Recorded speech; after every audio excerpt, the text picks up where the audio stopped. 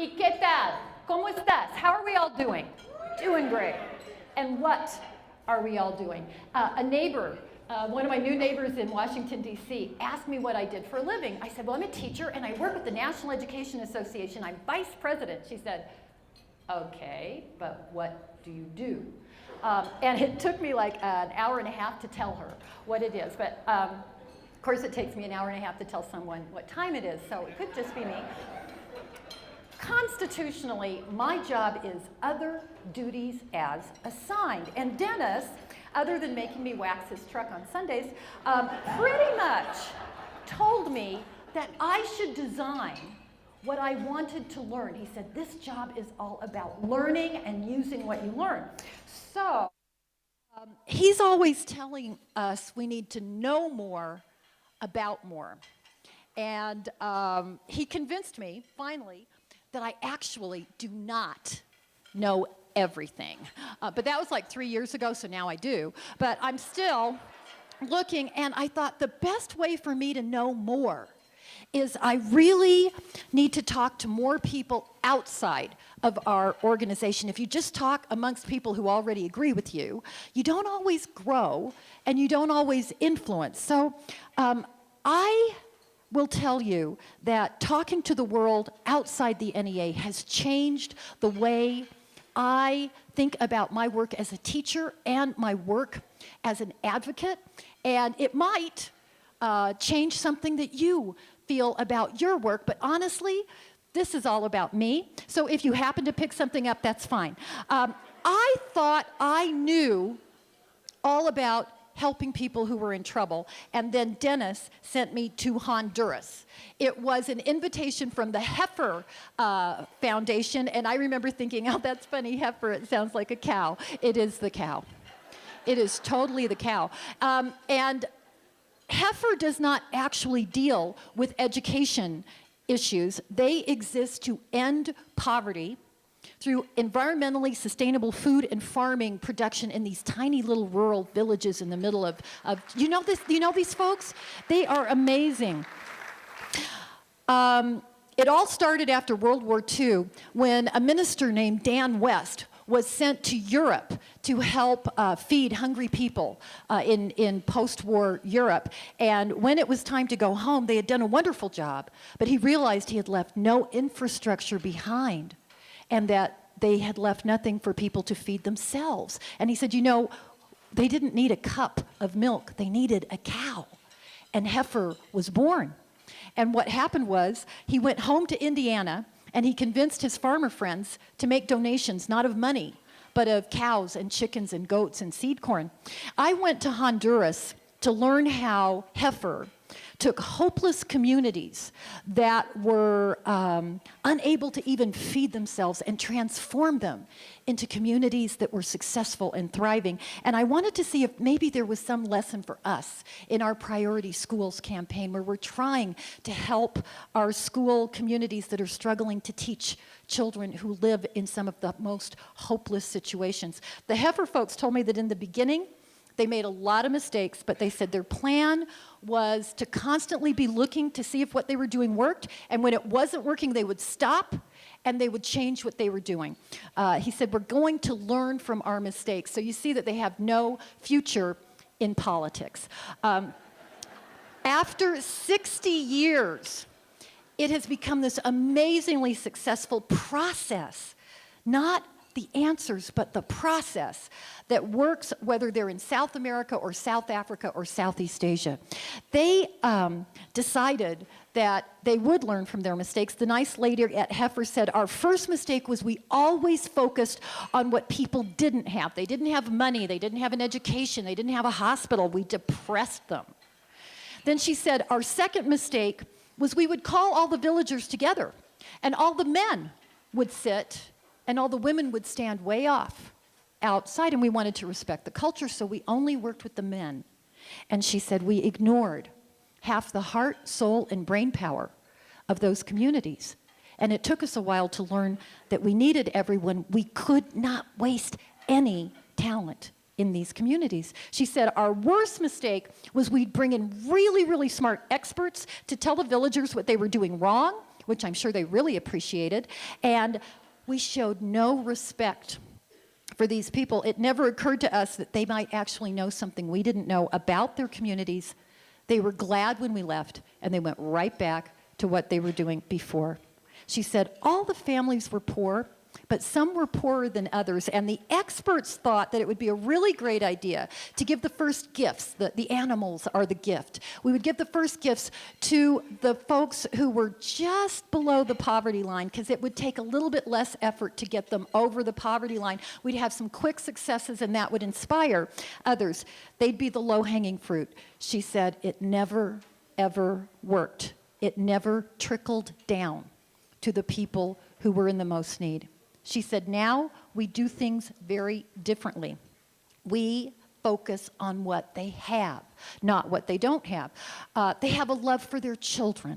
They're strong. They love their village. They're kind. They're generous.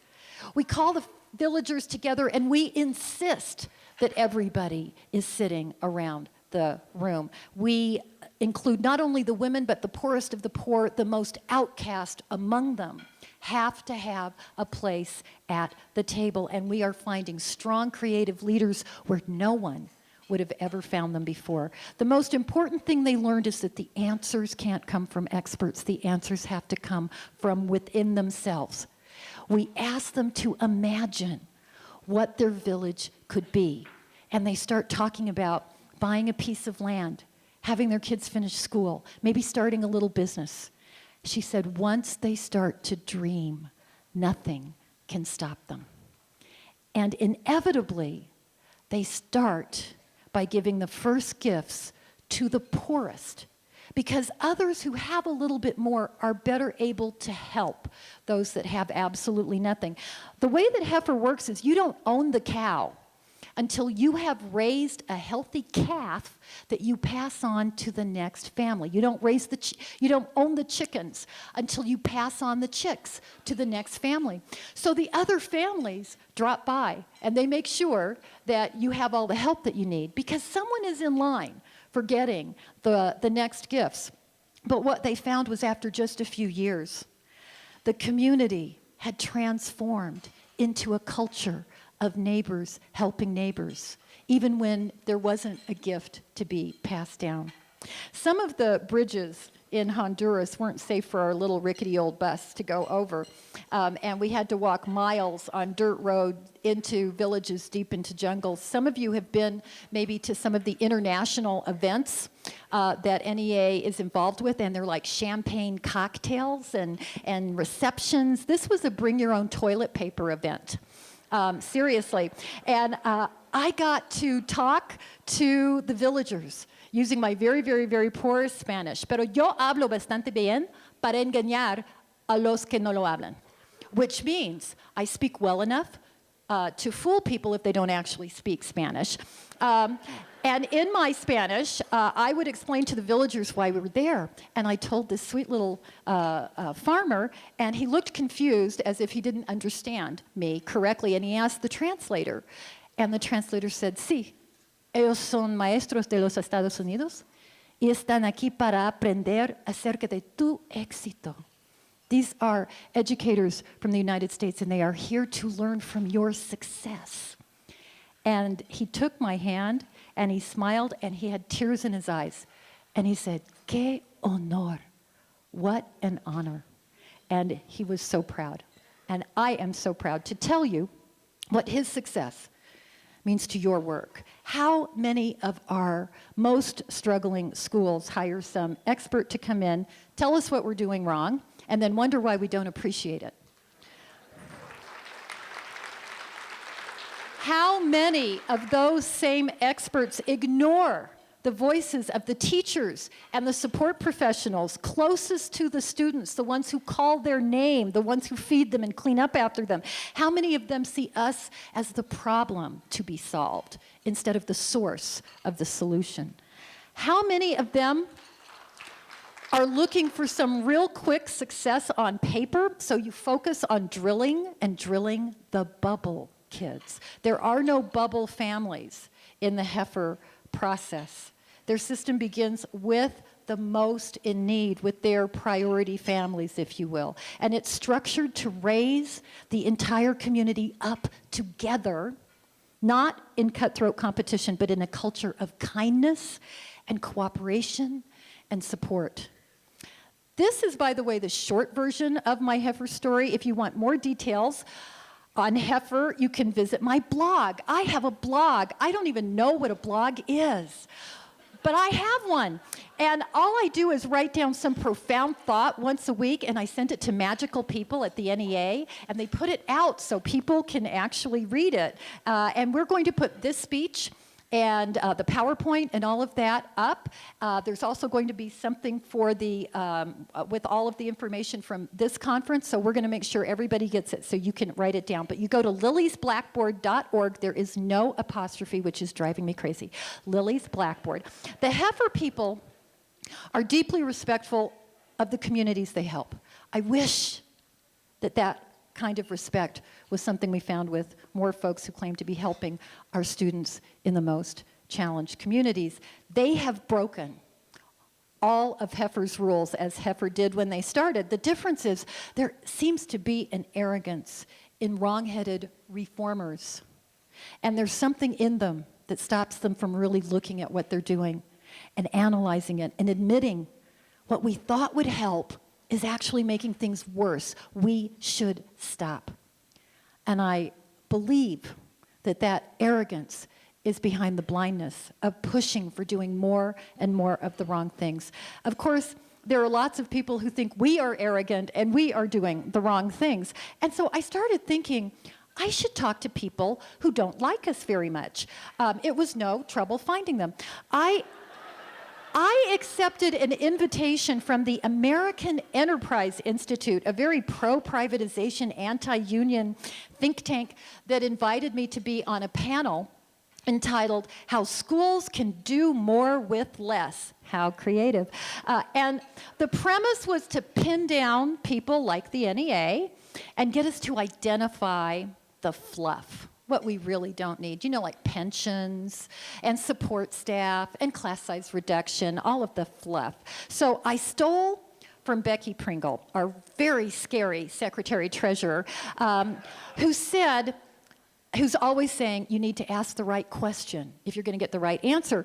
Her favorite word is align. So when I got up, I said, you need to align your questions in the right order if you're going to find the right answer. To do that, your first question to me should have been, anybody, anybody? And I waited for a hand to go up, and of course none of them did. So I said, shouldn't you have asked me, what is the purpose of this public school? What do you want this public school to be able to do?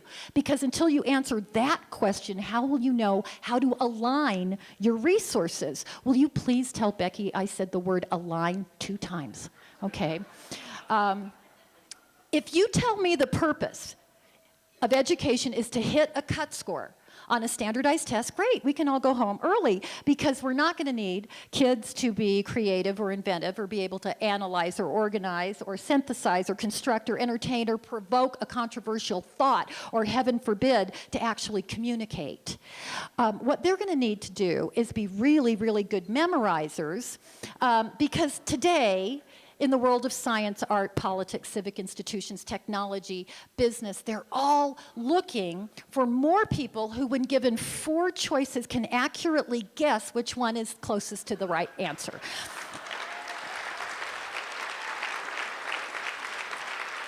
Or maybe building a system based on that assumption would be, anybody? Stupid. Yes, stupid. At NEA, we have our own belief.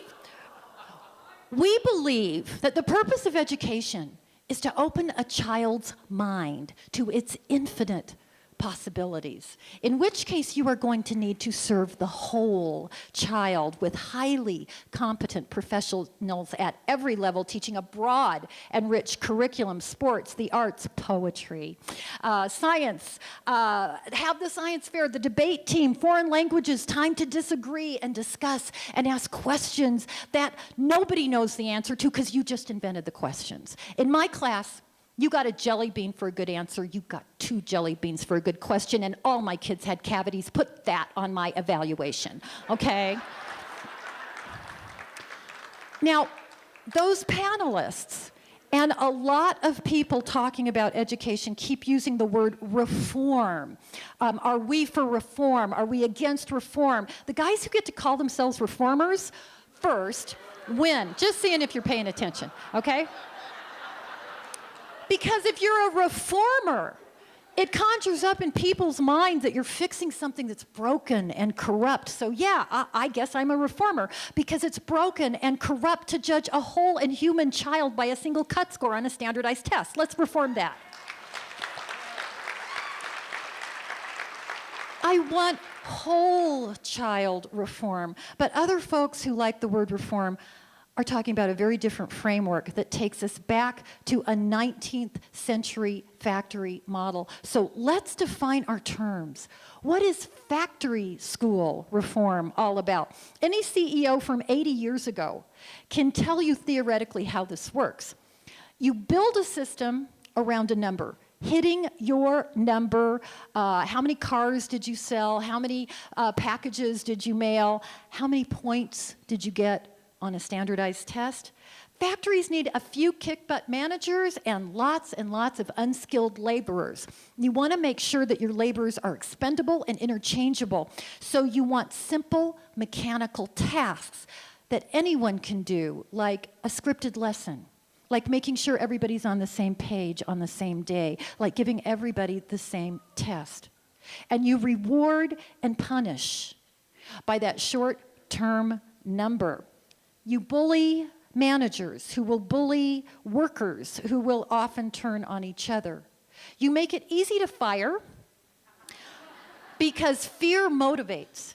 And you make it easy to hire. You want it to be easy to line up for these jobs because you're going to fire a lot of people as an example to motivate everybody else, and you need to replace them quick and easy. So, by the way, no unions, no professional rights. You want a compliant, nervous workforce.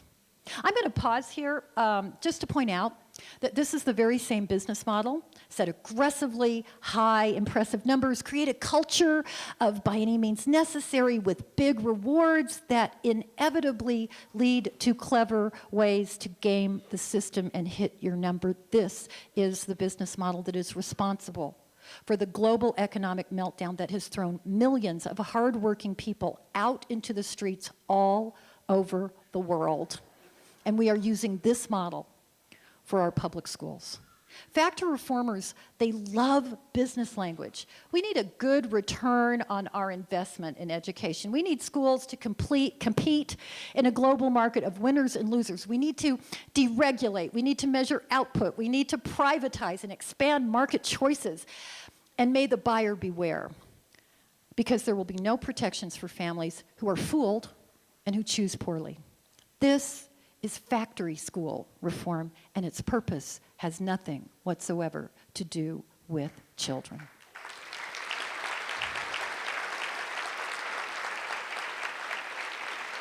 I know because I asked a bunch of children. I spoke to a really smart group of high school kids that were taking a summer school class at American University in Washington, D.C. They were discussing reform, how to judge a school, how to judge a teacher. And I was among a long list of people speaking. And when it was my turn, I asked them, help me, build the perfect teacher. Okay, so what would I have to put inside that teacher? Give me some words. And they said, caring, funny, tough, understanding, smart, fair, creative, patient, Doris Day. One girl said, a good student. And I said, huh? And she said, I think teachers should always be learning something new. So I want a teacher who's a good student. And I said, okay. I had it written all over the board. Until there was no room for anything else. I said, would I know any of these things about your teacher if the only thing I knew about your teacher was your test score on a standardized test? And they all laughed and they went, duh, no. One kid said, I do great on tests if I have a really great teacher. I do great on tests if I have a really crappy teacher. I'm really smart. I do great on tests, and I thought A+ in self-esteem. And one kid said, I had a really bad year once, and one of the best teachers I ever had probably saved my life. But you know what? That year I blew off every test. I didn't do any homework. What I needed from that teacher that year wasn't on the test. I wish the American Enterprise Institute had put those kids on a panel to talk about the purpose of their school. Here's what factory school reformers think they know. You got to get tough on workers. You got to get tough on your kids. Show no mercy. Collaborations for wimps. We're going to score you and rank you and blame you and shame you into being a better teacher, a better ESP. And now we're seeing it in higher ed as well. Hit your number or you're out. It is classic factory school reform, and it has never, never, never worked to transform something bad into something good for a whole child. I defy them to show me one public school, one private school, one charter school that has used this system and had it work. There is no research to support it. However, there is research to support us. I think we need to know more about what is described as our global competition. The PISA, the Program for International Student Assessment, is an imperfect snapshot of 15-year-olds in 65 nations in reading, math, and science. Now, you got to back me up on this.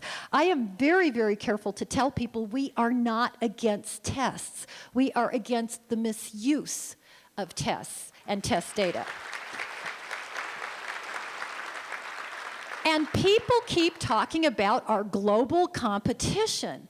I think we need to know more about what PISA says and what it doesn't say. Factory reformers went berserk when the international rankings came out that out of 65 countries, the US ranked 10th in reading, 17th in math, and 12th in science. They were screaming that this was a wake-up call. Yes, for them. They're the ones hitting the snooze button. And by the way, these scores aren't horrible. What was alarming to the factory reformers is that the United States was not on top. So by their own measure and their own methods, whatever it is we're doing is not working. But it's also a wake-up call for us. We need to know more about what is working in the best performing countries. And I understand that it's not apples and apples. We have very different populations. But is there something for us to know? Here's what we hear from some of the top 10 countries on the global education food chain. Singapore does a lot of testing.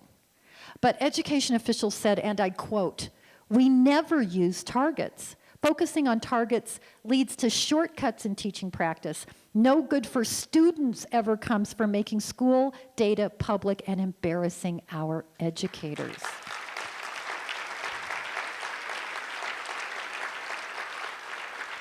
When Canada wanted a better school system, they strengthened their teacher preparation. They raised salaries, and they gave teachers more autonomy to be instructional leaders. We welcome teachers as partners in reform. And by the way, Canada's teachers, their support staff, and their professors are highly unionized. Finland, where I'm ready to move, 100% unionized. They got rid of all standardized testing years ago because they said it gives us such limited information, it's a waste of time and money. There are no private schools in Finland, none. And there is no competition, no racing around among schools to win prizes. It's harder to get into their college of education than into their law school. I met a member of the Finnish Teachers Union, and I told her what we were dealing with here and all the blame game that was going on. And I asked how Finland evaluated their teachers and what their due process looked like and the process for firing a bad teacher. And she looked at me like I was insane. which Dennis looks at me like that all the time. So I just ignored her. And she said, how do we fire a bad teacher? Are you telling me you have a system that allows you to hire a bad teacher? Wow. In Finland, they put all of their efforts up front in recruiting the top academic talent in their school. It is an incredible, incredible status to get into the College of Education and become a teacher. They train them in an intensive program with a year-long residency is in student teaching with a master teacher. Every teacher in Finland has a master's degree. They are building a career profession, not a Peace Corps experience. They would consider it the worst education malpractice to put an untrained and untried teacher in front of their precious Finland students. Now think about the lessons here that are being ignored.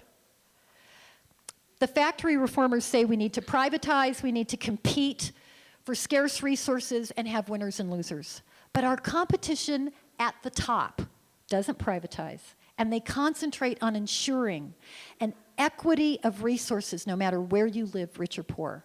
Factory reformers say we need to make it easier for people who think it would be cool to be a teacher to try it out. Our competition at the top has heavily invested in teacher recruitment, intensive training, and field experience. Factory reformers say we need to standardize teaching with scripted lessons, standardize how fast you move to the next page, standardize the assessment of how our students are judged on high-stakes tests. But our competition at the top gives incredible professional autonomy to highly prepared professionals who are responsible for designing instruction and assessment. They give them the tools to do their job, and then they get out of their way. Factory reformers say it's all about ranking and labeling and paying individuals based on student test scores. But in Finland, teachers and support staff and administrators do not compete with each other for a prize. They are a professional, collaborative team. None of the top-ranked countries are using the factory reform pillars: privatization, cutthroat competition, standardization, deprofessionalization, prizes for winners, shame for losers. None, not one. So here is the lesson we have to be prepared to teach. The characteristics of the best performing countries are they had high quality, equitable resources in all communities, rich or poor. They don't use test scores as a single high-stakes factor in student placement, retention, or graduation. They don't ability group their students in instruction. They have great local authority over curriculum, assessment, and finances. They have intensive teacher preparation programs. They have aggressive preschool programs. And what gave them absolutely no achievement advantage? School choice, vouchers, charters, competition with private schools, or pay by test scores. U.S. factory reformers are ignoring every single lesson. They continue to ignore the inequities of resources. We're told no excuses. If you got poor kids that don't have what they need, you get those test scores up. They continue to get tough policies on student promotion and graduation based on test scores. They continue to expand privatization, alternative certification, top-down mandates. This is a checklist of what the most successful systems do not do. I'm a hopeful person, but hope is not a strategy. I don't hope that someone figures this out, and I don't care if there are many, many factory school reformers who are sincere. They are wrong, and they must be challenged.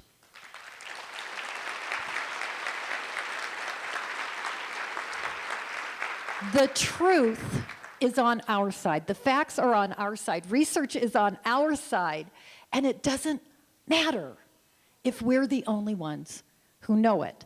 Do you know what some of the factory reformers have made people think? They've made people think that We're against factory reforms because we are defenders of the status quo. Oh, please, for 20 years we have been telling everyone the status quo sucks. We are not defending what we have. The truth is, we want whole child reform. We want a system from preschool to graduate school that reflects and respects a true, comprehensive, humane learning environment for every blessed child. The truth is our offense.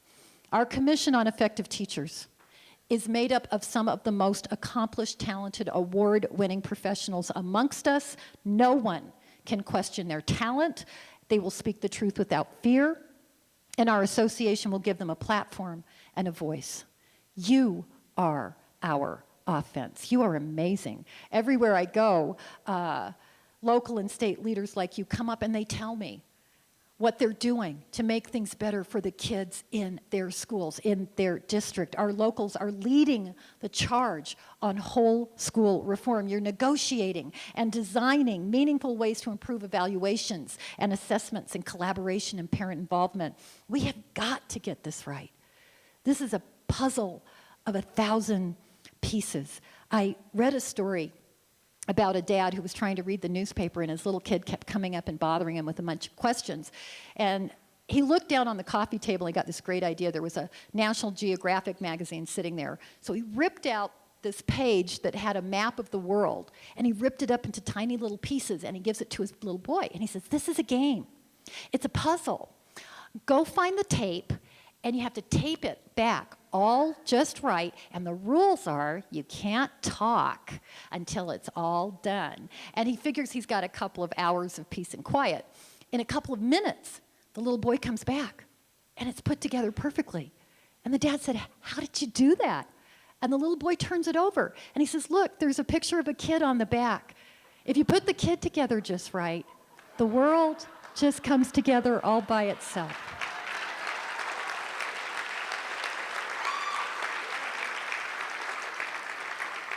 We have got to put the whole child together just right. We have to, and I don't use this word lightly, we have to love the whole child. Whether it's Honduras or Finland or Salt Lake City, Utah, our purpose is the same: to design a system to care for a child that I love. Not some random child, not somebody else's child. Put the picture of a child you love in your head, and your measure is this good enough for a child I love? Every single day I know more about more. But if I'm going to be a good association leader, then I've got to take what I know, and I've got to make sure somebody else knows it. Take what you learn here. Take what you know, take the research and the success stories, and put a child's face on it. Put it in a newsletter or a blog or a speech or an editorial. Make it a lesson for your association reps when they're meeting. Or, by the way, move outside the association, the Rotary Club, the League of Women Voters, maybe even your church, if that's appropriate. I'm a Unitarian. This would be our Easter service. Be creative. Know more about more. Become that font of knowledge so that others know more. The truth in your hands is our best offense. Go, fight, win. Muchas gracias.